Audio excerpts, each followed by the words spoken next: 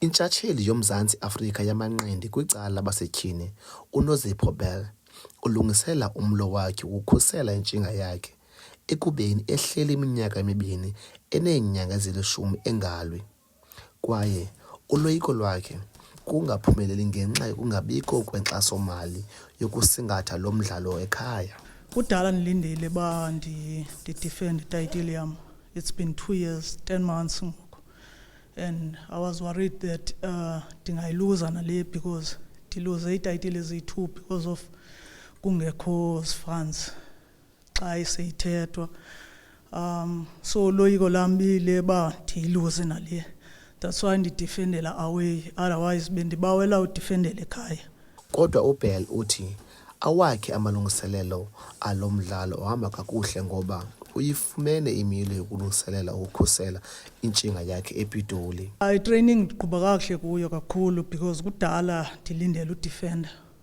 So ndiyazaba ndi-champion and ayalento ndiyiphethe iyafunwa kakhulu. uBenisi ndiyibukela imilo yakhe. Last fight yakhe bendiyibukela besilwa nonina, which is nonina bengu-number 1 yena uBenisi ngu-number 2. So I knew ukuthi yonke after le fight yabo izawuza kum bazozongqongqoza. So yeah, ndihleli nje ndi-ready. Inhluphile kakhulu loo nto leyo. Uyabetha yona into yoba ungalwi. But ndiye ndayifumana ifight kulo nyaka ngoMarch ndisilwa no-Abungile Lilengwe ndamnokha. Ndafumana nefight eDubai.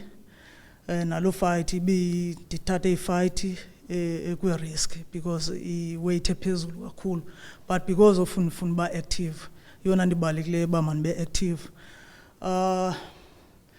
Yeah, uBell ngumntu osebenzayo kakhulu and I'm very disciplined. Iring andiyoyiki because umsebenzi wam lo. If ufuna ndifele eringini I will die eringini. Yes, isport into endizalelwe kuyo, into endiyithandayo kakhulu. I know uBenisi uzawuza. I know uzawuthunywa. I know ngumntu oza phambili.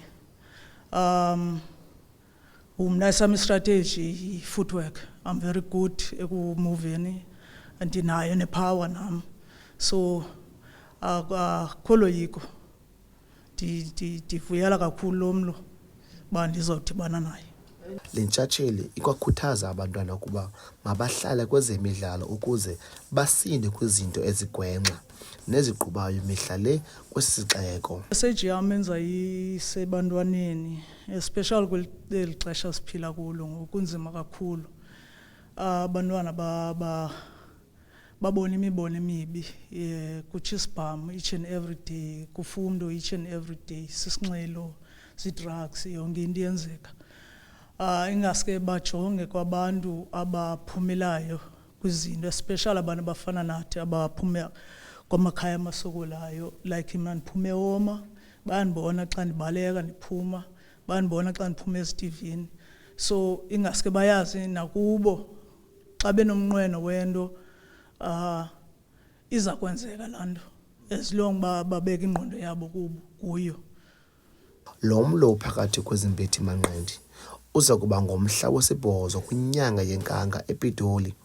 Kwiindaba ze-MPK TV, ndinguLinge Gcwabe eGqeberha.